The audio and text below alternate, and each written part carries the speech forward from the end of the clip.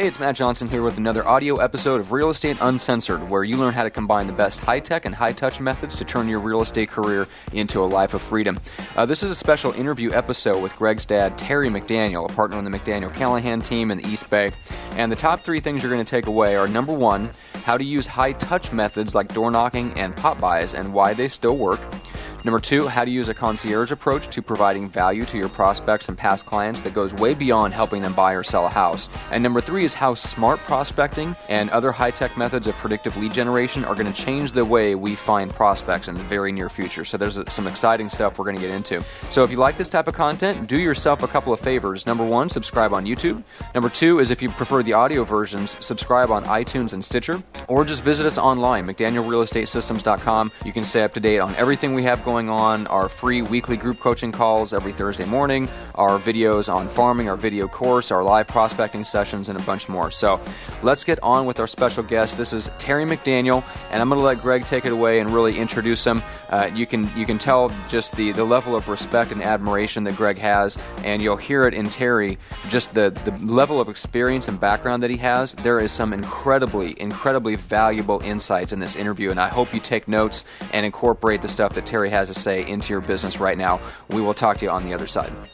Hey everybody, I have the distinct honor and privilege today. Matt generally does our intros, but since it is my one and only father, I get to do it today. I get to introduce Terry McDaniel. He has been my business partner for just under 16 years. He's been my father for 36 years. And he has been my mentor and hero for my entire life. He has taught me more than I could ever express in both business and in life. He's been there to support me in the good times and the bad times.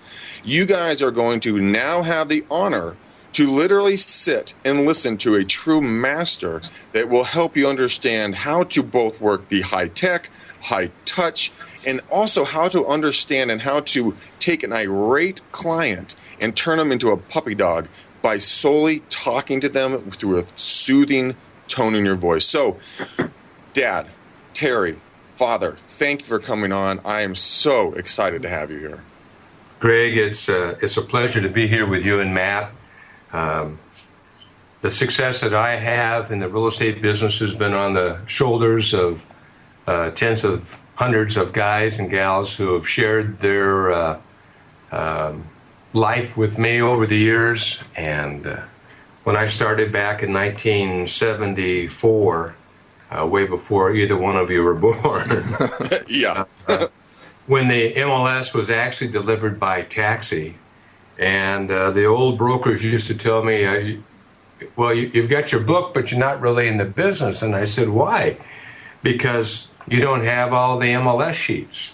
And so it took us about every day, the guy would come in and walk in with a stack of papers, and we would put them in a little binder, and everyone would have their own little binder. And we would systematically put them in at prices at $34,000, $27,000, $64,000. And that's not even the down payment, that's partial down payments in some of the houses that we're selling. I was going to ask you, are those the deposits you're talking about, or are we talking about home prices? It sounds like some of the cars that we all have purchased over the years. But yeah, when we first started out, I started out with a little home builder that a friend of mine at the church, my pastor, Bob Erder, introduced me to. And he said, I think you'd be a great salesman. And they put me out on the construction crew because I didn't know how to build a house. And after seeing a guy get his fingers cut off and taking him to the hospital, I was fully committed to be in the sales side of the business and never, ever, ever get close to the construction side again. Although I do love the smell of fresh lumber being cut. But God always gives us different gifts to work in the team. So mine turned out to be in the sales side. So go ahead. I was just going to say, when I first started, I had no money. And I mean, I had no money, no family money, nobody to give me a plan, either a B or a C or a D plan. I didn't have those kind of plans. Mom and I were just married, and Sally was in her last year of school, and she was carrying 21 credits.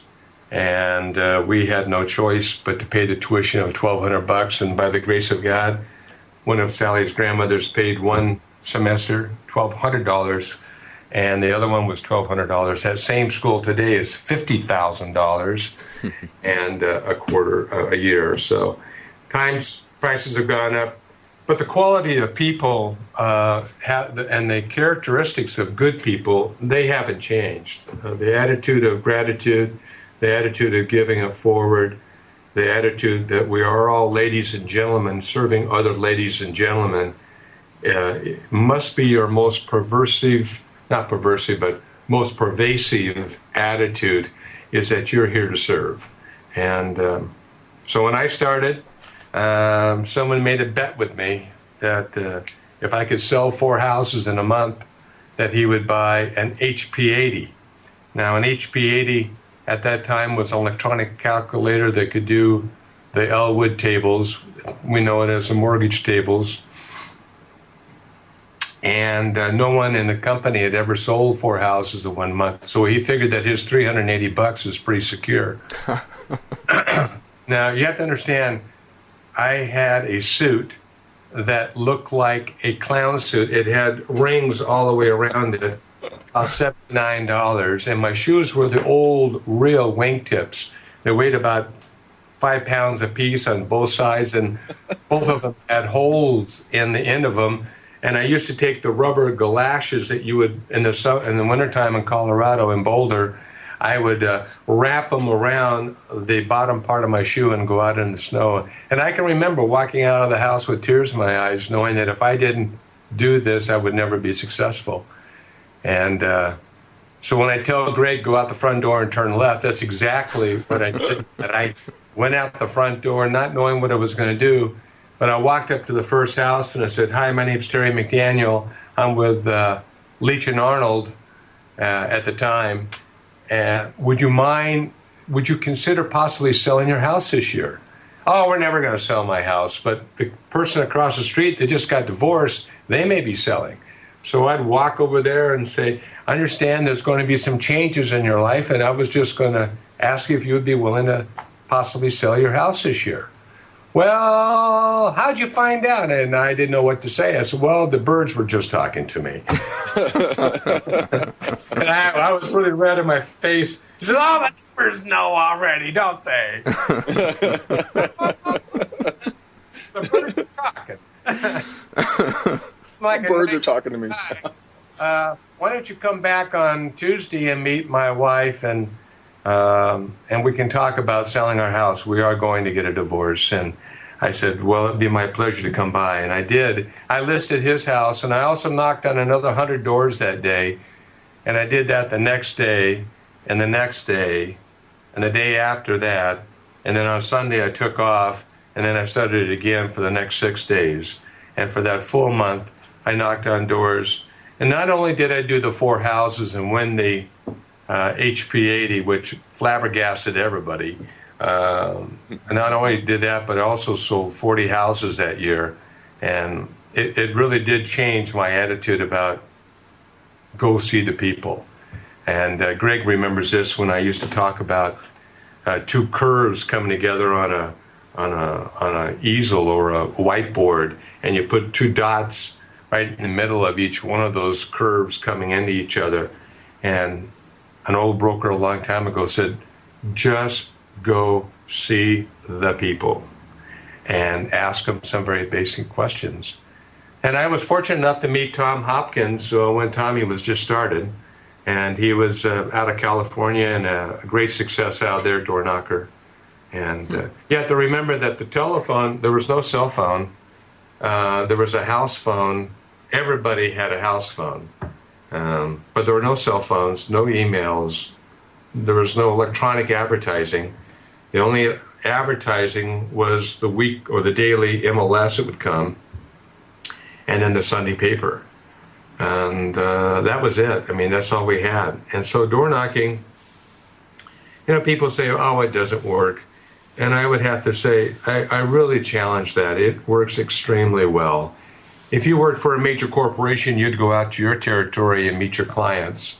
Mm-hmm. And you can't sit in the office and hope that $10,000 worth of advertising is going to send somebody that day. You have to be proactive, or otherwise you're going to go hungry. And I wasn't about to go hungry. I just go out to meet the people that want to be served and want to be helped. And the ones that don't want to be helped, no is not a no. No is a conditional yes. Someday they will sell.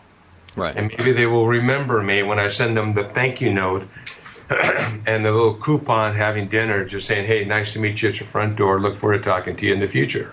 Mm-hmm. So, it's really a nice way of funneling your market down. And if you go out and visit people, you'll see enough people that you can serve.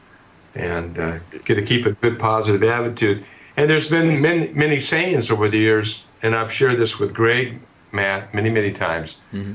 There is no chance, no destiny, no fate that can circumvent, hinder, or control the firm resolve of a determined soul. And you have to have that attitude. I never see failure as failure, but an opportunity to develop a sense of humor.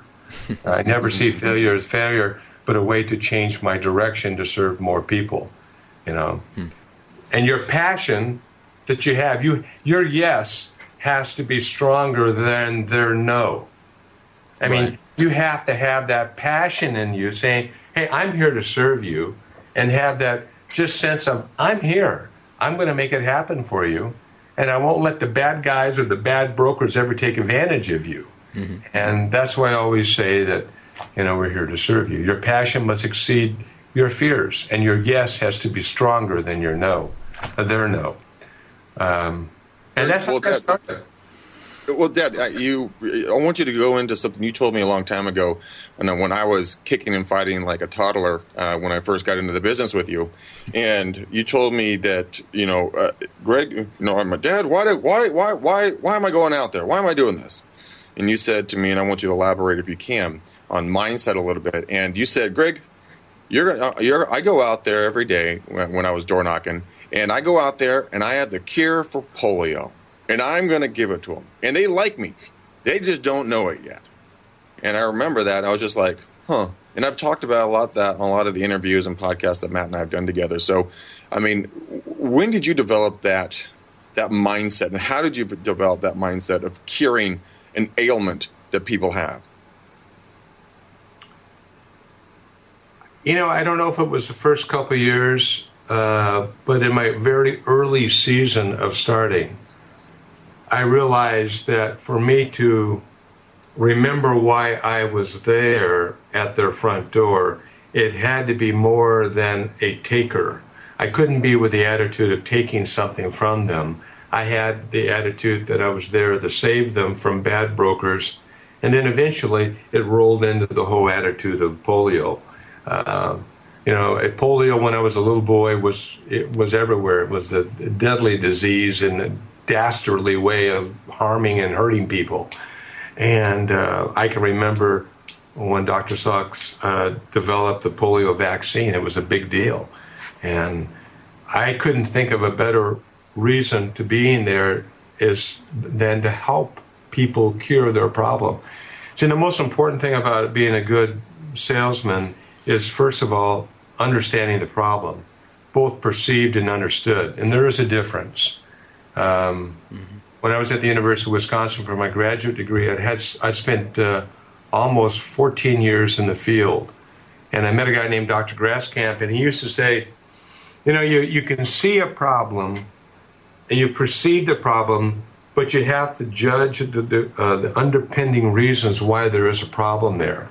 And he said, you always want to question the implicit assumptions when you're doing something. And that has always come back to me, and it fortified my whole thought about the cure for polio. If you believe that you're there for good rather than bad, it's going to help you. I've shared that saying with you not too long ago that it just keeps, I'm here to do good, not harm. I'm here to make this world a better place because I'm here. Those are the kind of things that you really have to have deep down inside, because it's not about the money. It really is not about the money. Yeah, you can make a lot of money in the business, but as soon as you achieve that amount of money and you set a new goal for yourself, you're going to get tired of doing that after a while. You have to have an inner compelling purpose for being there and having personal value as a human. And once you have that and you hold on to that and you can bring that to life every morning when you walk out the front door, then you are going to be a much better person than you would be if you were just chasing money. And a much better salesperson. Much better salesperson. That's a byproduct. Yeah. And then the other thing that was helpful for me is that I was an advocate for education. Colorado, the Association of Realtors in Colorado had a very, very aggressive educational program to educate all of their agents. So when I went to work for a company called Van Skock & Company, there were 300 men in that room. There were no women in that room at that time. And gradually, over time, more and more women that had worked for IBM or had worked for Xerox went to work for us. And all of that knowledge was transferred to the new people that were coming in, including me and all the other men and women that came after that. You were training your competition, but at the same time, you were making your real estate community a better place. It was a privilege and an honor to work for Van Skock & Company. You were an employee of the company. Can you imagine that? You were an employee. You had a retirement program. You had an insurance program. And that's exactly where RE/MAX was birthed, came right out of Van Skock & Company. Dave Liniger worked for Van Skock and had just left in early 74, 75, I think, to start RE/MAX. But all of that stuff, the attitude of taking care of the agents, came right from that, Denver, Colorado mentality. It was just unbelievable.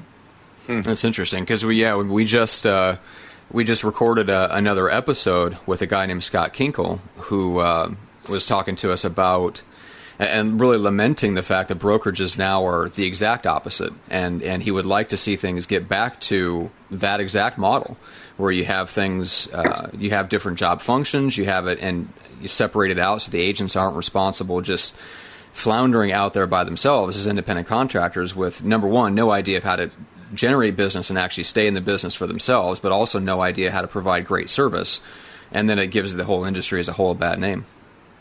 Well, I think you brought up a very good point. As I think we've lived with this model for a long time, where brokers hire a lot of people, and the more people they hire, they believe that more money they're going to make. Mm-hmm. And I understand that model. I appreciate that model. But I think that there's going to be other real estate models in the future that will be different than that, because not everyone has that same skill to go out and talk to people. They may be very good at driving them around and showing houses, and they may enjoy doing that, but they have absolutely no clarity about how to generate any business whatsoever. Yeah. So the company that can get it right, that can put people in their gifting, the right person for that job, rather than just asking them to do all the things that they could do fairly well, but not great. But you want to put someone in the position where they're great. Einstein said it's awful hard to judge a fish if you ask him to climb a tree. But you put him in water, he's the best animal that there ever was for swimming. And that's why, you can see so many people that come into the business and they last 6 months and they get 2 friends and 1 cousin to list their house, and then they go back to doing something else. It's a shame. It really is. It's that the churn in our business it should be, the barrier to entry should be higher. Mm-hmm. Right. And Matt, this sounds eerily like Scott. Like it's like we're talking to 2 people, but they're both saying the same thing on different sides of the country. This is, I think we have a trend here. Yeah, exactly. And Terry, let's dig into that a little bit. So we talked on this other podcast recording with Scott about just some of the training programs that he wished were out there, the apprenticeship system that he wishes was out there, but at this point it doesn't exist. You'd be hard pressed to find it. There are a few teams that are getting close, or they're trying to emulate that type of a system, but for a new agent coming in, you probably don't know enough about the business to even know that that's out there. So you're probably coming into a broker that has that mentality of just sign up as many people as you can. So if you were starting over, what kind of value could you give to, let's say, a top agent to get them to let them, do almost like an apprenticeship program? Could you go to a top agent and say, I'll do X, Y, and Z for you in return for you helping me learn the business? I think you'd have to turn the business upside down and look at the agent that wants to build a business. You have to look at it from the standpoint that most agents have a difficult time managing themselves. Yeah. And so there's going to be, I think there could be fewer number of mega teams that are capable of doing that. I think you'll see a point where no longer will they be independent contractors, but they'll be employees with a salary. Right. So your job, and then you can set a task. You can set up a measurement system so you can measure whether or not they're achieving their goal. Like they work for IBM, or if they work for Google, they would be able to be measured and rewarded based upon their not just their effort, but their ability to produce a return. There are some companies out there that are making that model work, and they're integrating the worst fear that a real estate person has. There's several of them, but one of them is, how do I generate any business? How am I different than the next desk? And what is the difference in the consumer mind between that next desk and the next office?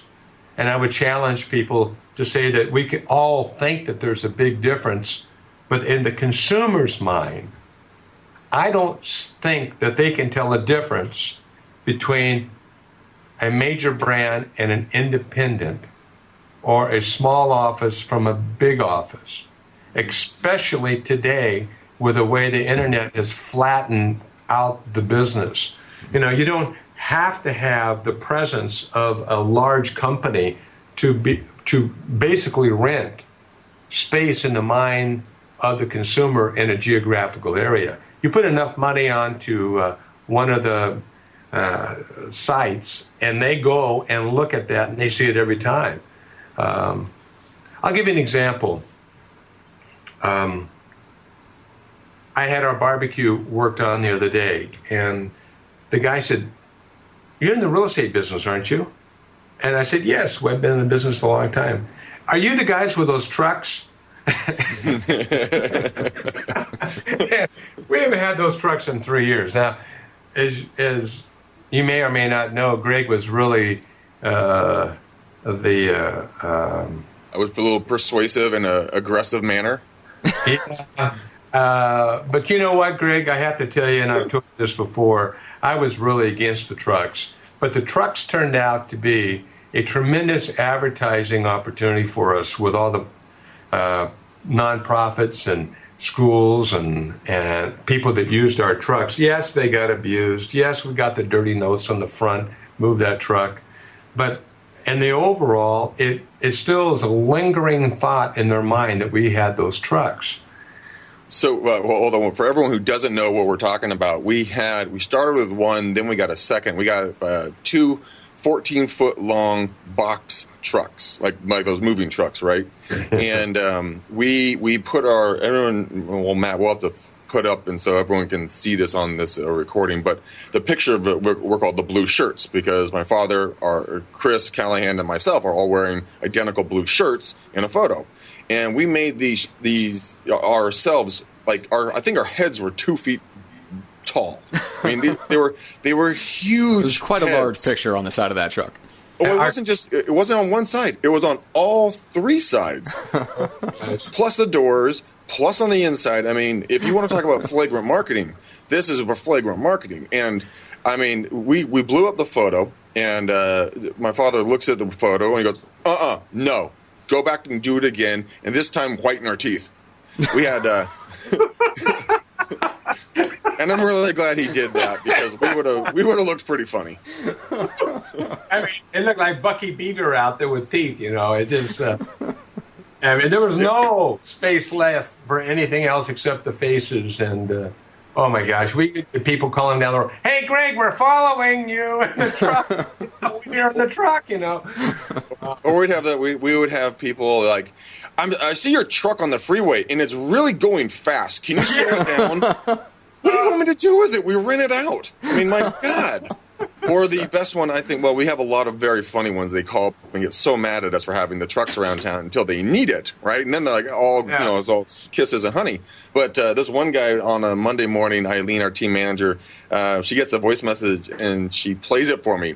And it's this guy. Of course, they never leave their name. They're all telephone tough guys. They're calling and they go, "Would you move your damn truck? I'm tired of the guys looking at me over my fence." And it was just like, it's a photo, dude. It's not us. We're not sitting there spying on you. He's just tired of looking at your mug every time he sets foot on his porch. I don't know why. I mean, most people like looking at me. No, I'm kidding.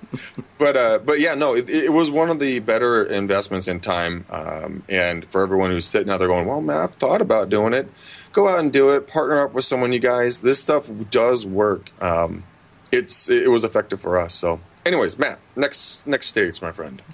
You know, let me interject right there, Matt, before you jump to the next one. We have a saying in our office is that it works so well we stop using it. And we stopped using it. And we stopped doing that. And the door knocking was so effective and so dollar per hour effective. Because when you go out in the market and you look at every house and you know their name and you talk to them and you send them a thank you note and you follow back up 6 months later and you tell them, "Hi, Marge, how was the house? Oh, my gosh, you did some remodeling. If you never need some help, give me a call."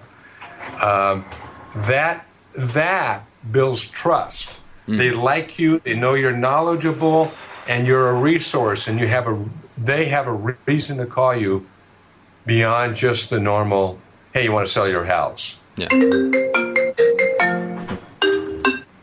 Yeah, and that's something that and that's something that Greg really hammers home, and part of the reason why he passes on your tradition of door knocking and encouraging other agents to do that is because you limit that geographical area to a point where you as a solo agent can make those kinds of connections in long-term relationships, whereas I think a lot of agents get caught in that trap of they're so desperate for business, they don't want to turn anybody down, that they try to appeal to everybody, every type of buyer, every type of listing, every type of investor, all throughout the city and every suburb. Mm-hmm. Yeah. And you can't do it. I mean, that brings up a great thought, Matt. See, when someone spends $10,000 or $500 for some type of response on the internet, they think it's a lead. So it's not a lead when they fill out the form. It's just someone that filled out the form. It was a response. They don't become suspect. A lead until they're a suspect, and then they become a prospect, and then the prospect becomes a client. You don't work with everybody. There's just some people that you just need to say, "I don't think we fit well together." Yep. And at that point is when you start building your business and you focus in on the people that resonate with you. If they don't resonate, you just don't have trust. If you don't have trust, you just don't have any business whatsoever, in my opinion. So. And then I want to dig into something a little bit deeper before we get into maybe some of the high-tech stuff, but going back to the service mentality, what were some of the practical ways that you kind of showed and demonstrated that mentality to potential clients and current clients? Were there some practical, just nuts and bolts ways that agents can add value to people? Let's say to give them the right and the opportunity, or at least the confidence to reach out to people in their sphere, people in their farm area, and so forth?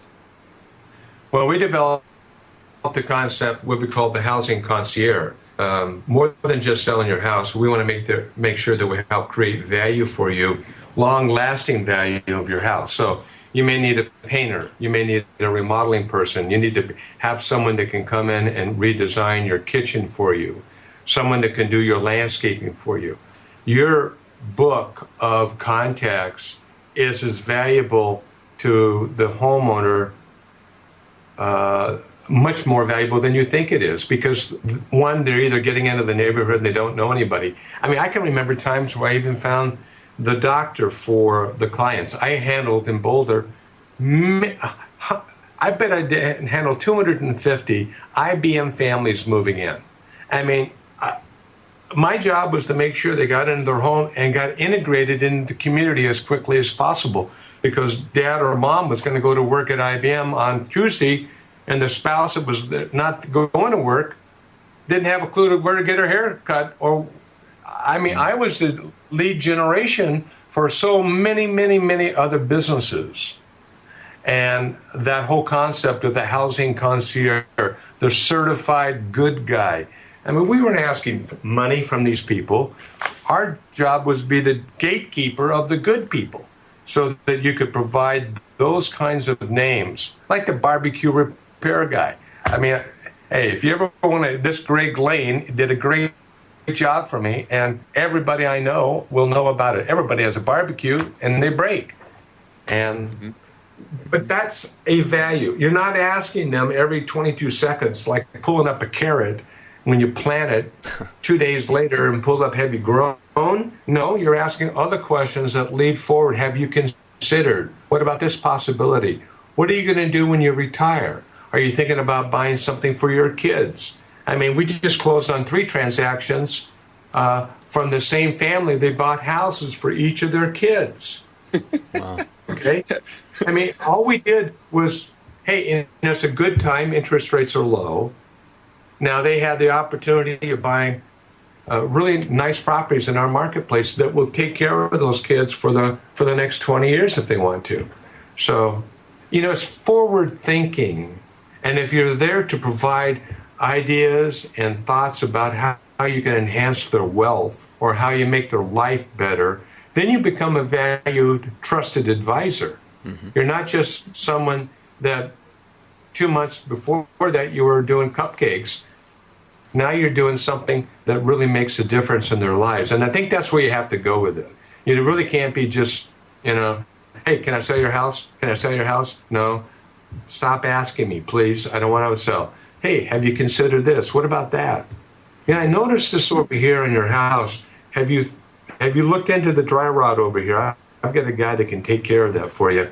Gosh, you're so cheap and good at the same time. It's hard to believe. And those are the kind of things that you provide to people. And then they tell somebody else that, hey, Terry's a good guy, or Greg's a good guy, Chris is a good guy. And it all comes back. I mean, Greg knows right now that there's a fellow that we helped 20 some years ago. He asked me a question about an investment property in Lake Tahoe. And I answered the question for him. And to be very frank with you, I did a terrible job of following up with him. I forgot to follow up. But he was such a nice guy. When he was moving out of the state, he'd call and say, remember 20 years ago you answered that question and you helped me out and you never sent a bill to me. And he was a CFO of a major company here. He said, I'd like to have you come by and list our house. We're going to go out of state. And I mean, that's what happens. Yeah. Do they forget about you? Absolutely, they forget about you. But the ones that do remember you, it's just a wonderful benefit of helping somebody, and you just paid it forward. That's all you did. You were just being nice and kind to people. Mm-hmm. In fact, I think if you just show up and you're nice and you just try to solve their problem so that whatever solution is their best solution, not your best solution, but their best solution, mm-hmm. you will so far stand out from everybody else. The fact that you showed up on time and that you were focusing on how to solve the problem that benefits the client, that you're going to win 90% of the time. Yeah. Did you agree, Greg? Yeah, I mean, that's what a lot of people don't do. They have, we've talked about, they have commission breath because they do the porpoising effect of not doing the follow-up, not doing prospecting, not doing anything outbound or even inbound in regards to their sphere of influence. That people, when they get out there, they have a panic attack, and their mindset is, oh my God, I need this listing, or I can't make my car payment, my house payment, my credit card payment, my wife's going to divorce me, my kids are going to disown me, hail's going to fall down and crush me because I've been such a horrible human being. And then it comes off so sticky and nasty, and people can smell it on you. But if you were just to be nice, calm, relaxed, and confident and professional and show up and do your job, people will most likely list with you. If you don't, kick them in the shins and call their mother ugly, you're probably going to get the job done. That's really true. I know it sounds funny for those who have not been in the business, but if you just are honest with them and say, it's not the right time for you to put your house on the market, you need to wait 2 more years for you to achieve the highest benefit of your investment. I mean, that just separates you. And if that's truly the answer, then you tell them, here are your options that are available to you. You could do it now, you could do it in 2 years, you can do it in 3 years. Now let's go through each one of these options, and you tell me which one is the best for you. Mm-hmm. Boy, that just being like that is, well, you going to list your house with me? No. Well, I'm out of here then. Yeah. The old Mike Ferry mindset of, if it's not a client, then what is it, the next 6 weeks or something? Or 2 months or something, then they're not a client, move on. It's like, no, dude, churn human business. Yeah, churn and burn. But you are a consultant that happens to sell homes. You're facilitating a massive change in someone's life. Hundreds, if not millions of dollars are going to be transferred based upon your recommendations to a family who does not do this every day. Mm-hmm. I have to say something about Mike Ferry. I think Mike Ferry is one of the greats in the business. And I'll tell you 3 reasons why. He's not afraid to get in front of a large group of people and say the things that we all think ourselves would like to say to a client sometimes. That it's just been, I've had enough of you. I'm not going to let you be mean to me anymore. I think Mike has been a forerunner of scripts. His 4 basic scripts, I used from day one. And I think also his follow-up program that he has with people, I think is extremely good. So Mike is, people can think whatever they think about anybody. But for me personally, I think Mike Ferry is someone that can demonstrate how to be disciplined in the business and holds people accountable to their actions. And Tom is the same. Tom's a little bit different. His son, they're great people. I know them both. I've had coffee with both. And I can remember Mike Ferry, when I first started, he was up at the front, and I was listening to him, and he has a persona on the stage, but there's another persona that's not on the stage. And he was extremely kind to me. What he said to me, Terry, we just need to have you see more people. We need to get you out there to see more people. And I said, thanks, Mike, I really appreciate that. And that actually sort of segues right into another subject about seeing more people.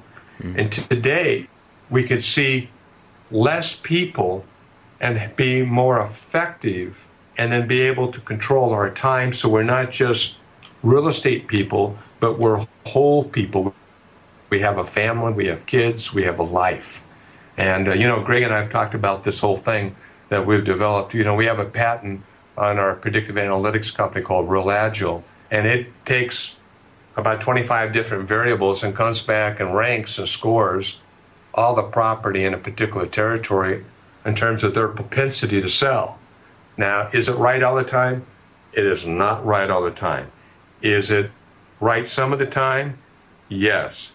As it gets better and better over time and more things are added to the algorithm, it's going to get even better than what it is today, as anyone would say.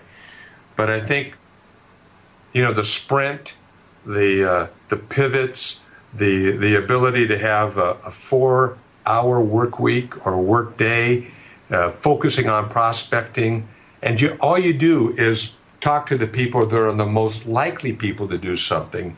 You can cover more territory. Would you agree, Greg? I absolutely would. For everyone who doesn't know this, most of you don't, I did take a quick little stint out of real estate. I was the first salesperson on the ground for Real Agile. I traveled the country and taught people around the country how to use the program, how to door knock, how to follow up, and the whole nine. And I lost my belief in the product for a brief bit because people were always saying, "Oh, it doesn't work, it doesn't work, it doesn't work." And I'm like, "What am I doing? Am I selling something that doesn't work?" So I said, "Okay, hey, Dad, I got to take a step out. I got to go retest this thing." So I took about a month off and I went back into our marketplace and I door knocked the list. And I'll remember one month particularly because it was just astounding. I was out for, I don't know, a couple of weeks door knocking, and I talked to a bunch of great folks, and they said, "No, we're not moving, no, we're not moving, no, we're not moving." Then one day, 7 of the homes that I had knocked on the week before came on with their original buying side agents. And I'm like, hold on. Wow. What just happened here? And I went back and I started really, because I wasn't paying attention. I mean, well, I was like 25, something like this. My head was not in tracking anything, except for the good-looking chick next to me. But the algorithm does work. But the problem, the part that doesn't work in this product is the human. That's the hard part that doesn't work. Mm-hmm. And that's why real estate agents have such a floundering mentality of like, "Oh my God, I have nothing." And then, "Oh my gosh, I have so much." It's because they don't work the way that you need to be persistent and consistent in all attributes and aspects of your life in all different sides. So, yeah, and I'm sure you've experienced it, Terry. I mean, I'm sure you have agents come to you that want to sign up for a program like that. Sure. And if the first thing out of their mouth is, "I'm excited to try this because I've tried so many other things and none of them work."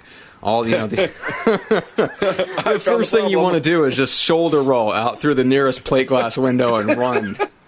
"Excuse me, I'll be right back." You're exactly right, Mike. Matt, they would buy it on Tuesday. If it didn't work by Thursday, it was a piece of junk on Friday. and I kept saying, "Did you ever go talk to anybody?" I said, "No, I was hoping everybody would call me when a piece of mail would go out." I sent Greg out to Florida one time with a large company there, and they bought a whole big territory. Greg took a group of people out door knocking, and they were absolutely blown away the fact that people would actually say, "Yeah, we're thinking about making a move." Uh-huh. And then they wouldn't follow up with them. They wouldn't follow up. We had one guy in New York City, in New York, they had a 7% response rate in about a day from all the direct mail that was sent out to the market. I was calling him on the phone. I was seeing them coming into the website. I've never seen anything quite like this. I don't know what's going on in your market, but there's a lot of people that are thinking about making a move in that market because they're coming back and asking for that value. And I sent Greg out there, and he went out there and door knocked with them. And literally, it was like picking peaches off a tree. You walk on that side of the house, or that side of the street, and that side of the street, and that side of the street. All those people wanted to have a relationship with an agent. Mm-hmm. Now, we also found out if they didn't move, they refinanced. If they didn't refinance, they remodeled. And so a lot of referral relationship opportunities there. You know what we're building, and you know what it is. We've pivoted that thought process, and we've developed a thing called smart prospecting. And Greg knows how I feel about prospecting. I think it's something that you have to do daily. You're never, ever going to have to stop, because if you do stop, eventually all your past clients will move, or their sister will become a real estate broker, and you're going to be out of business. So you need to replace 25 to 30% of your business every year just because they move away, or they get in the business, or a family member will get in the business. And the smart prospecting takes it to a different level, where it's focused on activities in a certain marketplace, and it will tell you what to do and what not to do. But we can get into that to another subject. But I just think that the real estate industry can take that whole thing, see more people, and we may want to see, be smart about seeing the right people, not just seeing more people. It's not just numbers. It's just being smart about seeing the right folks. We have a character thing that looks like a cube in an office, and it's got hundreds of stickies all over around his desk, and he's got his phone there, and the question is, who do I call first? You know, you only have so much time. You can get more money, but you can't replace the time. And that's the part of the equation that's so smart, is that you have to be a better and smarter prospector. You just can't be wasting time with people that have the lowest level or the lowest propensity in making a decision.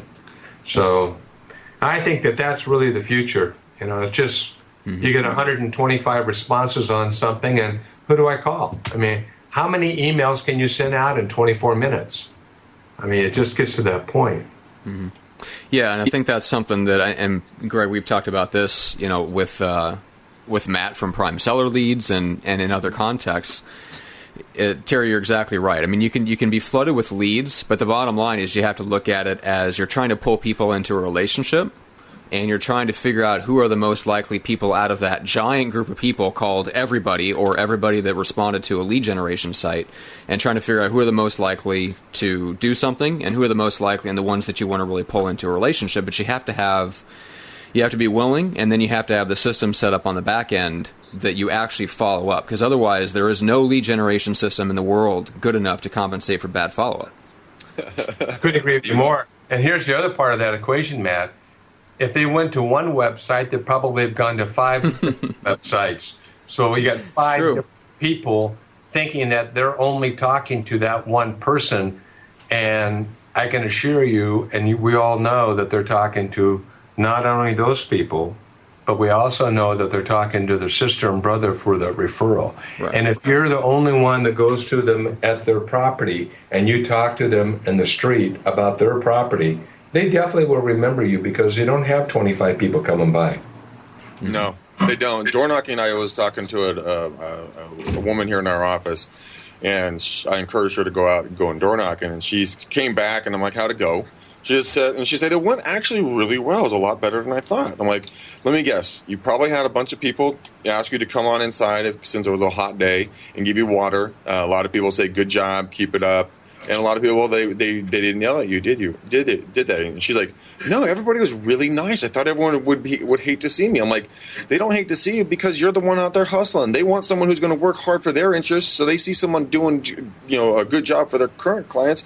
Why wouldn't they want to keep you in mind? It doesn't make any sense. But every agent believes, if I get this online lead, oh boy, I don't have to leave my desk. I have there's an agent that I'm not going to, say any names or anything, but this individual, to do the lead generation for their business, they decided that their most, follow me on this, guys. Their most effective lead generation that they could do on a daily basis is to watch YouTube videos. Yeah, you heard that right. Yeah. To watch YouTube videos. Not comment, not message people, but watch. Sit back and watch. Just watch the YouTube videos. And I'm like, how does this individual expect to get anything? And I was told that they were learning the real estate business.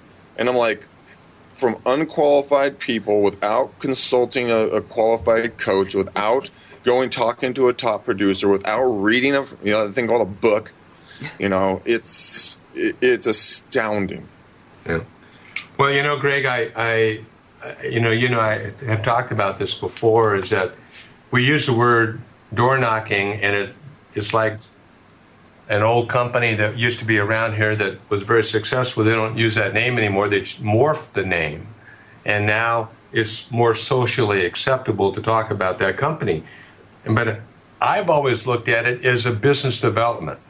You're out creating business for your clients, and if you change the word from door knocking to business development, it helps you go through that process of going out and meeting more people. You're just looking for people that need help and that can help satisfy your client. Hey, my client's looking for a house down like your home, and don't lie to them. If you don't have a client, there's got to be somebody in your office that has a client looking for a home. If not, maybe you should get out of that office. Honestly, I mean, somebody needs some help. And a really good salesman is someone that can help satisfy their pain. Pain is an opportunity to have a solution. And if you can provide that solution, they reward you beyond belief. Mm-hmm. And we're in a great business. And it is a privilege to be in our business. I think the business has really changed in the last 5 years. Now we've got DocuSign, and we send the document over at midnight. Before, I used to get out in the car at 11 o'clock, go over there, have them sign it. I'm exhausted. They're exhausted. Now we flip it out on an electronic format. And now we have Eileen that does a contract from a centralized location. We even send out our listing agreements after we come to an agreement. Hey, Mary, we'll send the documents out. Everything is electronic now. Boy, that just relieves a lot of the pressure. Do we lose any transactions from that? Not a single one. Yeah, they were going to list with us. If they were going to list with us, they're going to say, fantastic. But yeah, I think... No, it's changed our business. I mean, I remember watching you when I was younger, run around with those huge files, chock full of every single document, and that was your, holy grail. If you lost that, deal was done. And now it's everything just digital. You click and done. And you could have a client that traveled, like one of our last, Mike. He would literally almost every other week he was in Europe or Asia or somewhere, and when he was able to sign the documents because we just flip it over, he'd DocuSign and send it back. Yeah. I mean, you could be anywhere as long as you have a base of operation. Now, you're probably the best telemarketer I've ever... let me rephrase it. You're the best telecommunicator. That might be a better way to look at it. I've never met anybody that can do what Greg can do on the phone.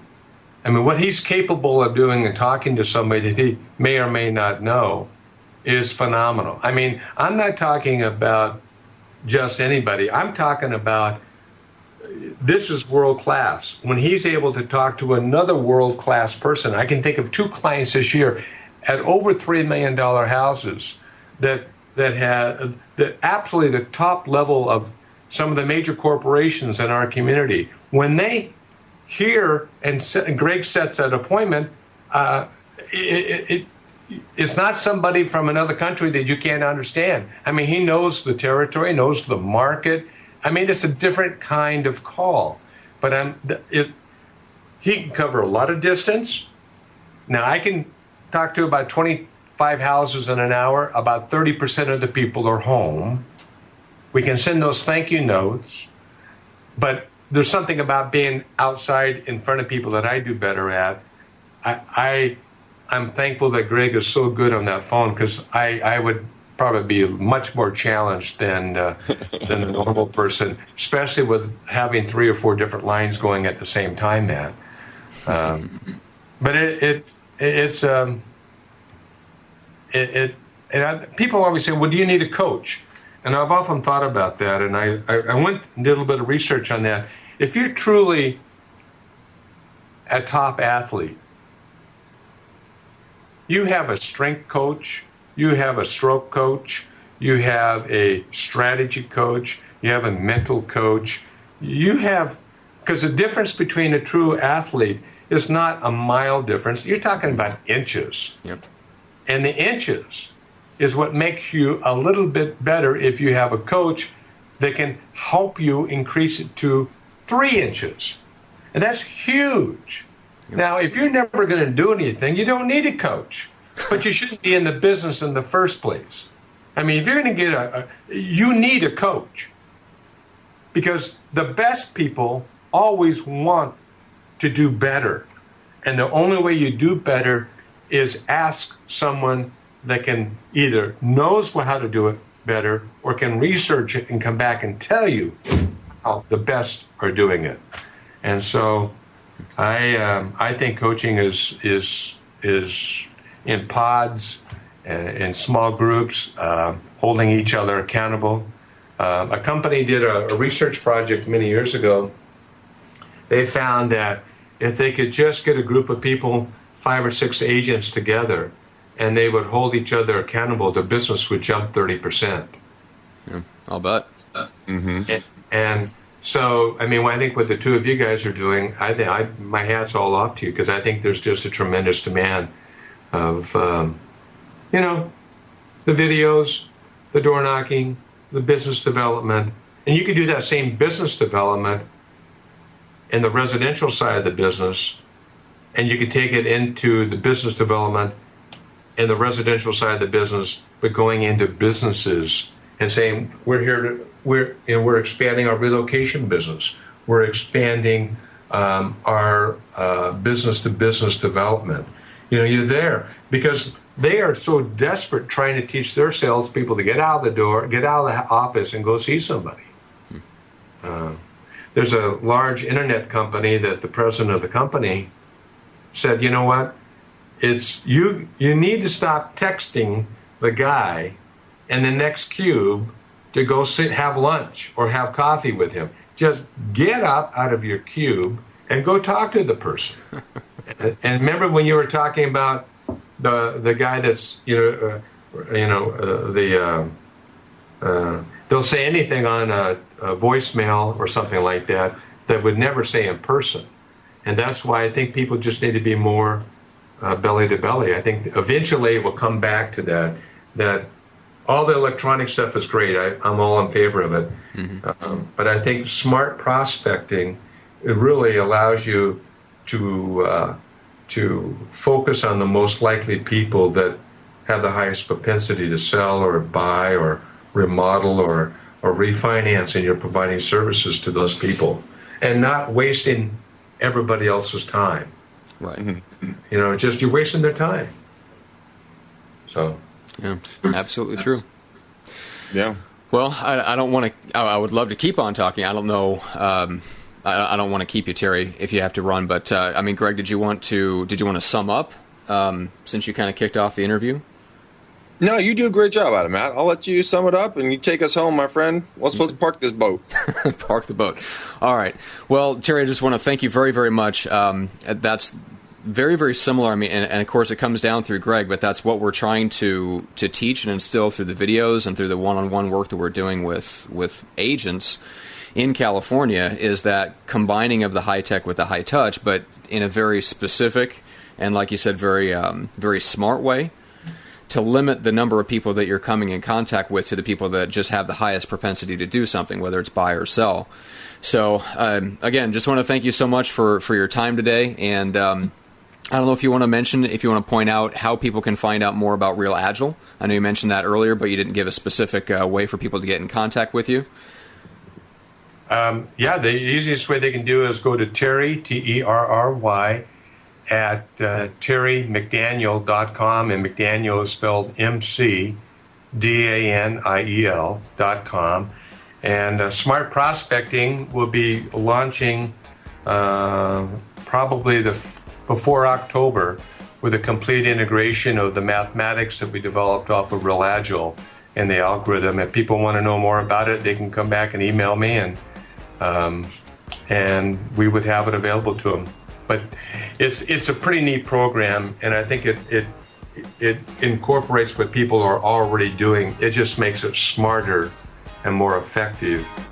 Hey guys, thanks for listening to this special interview with Terry McDaniel. I hope you guys got a ton out of that. If you have follow-up questions, hit us up on Facebook on our Real Estate Uncensored page. Follow us on Twitter. Follow us on Periscope. Greg is at McDaniel Systems. Mine is at Broken Funnel. And remember, as always, subscribe on YouTube, iTunes, Stitcher. Check us out, McDanielRealEstateSystems.com. You can binge on past episodes. You can stay up to date on our weekly group coaching calls, free videos, farming video course, our live prospecting sessions, a bunch more. We've got a ton of stuff going on. Thanks again, guys, and we'll see you on the next episode of Real Estate Uncensored.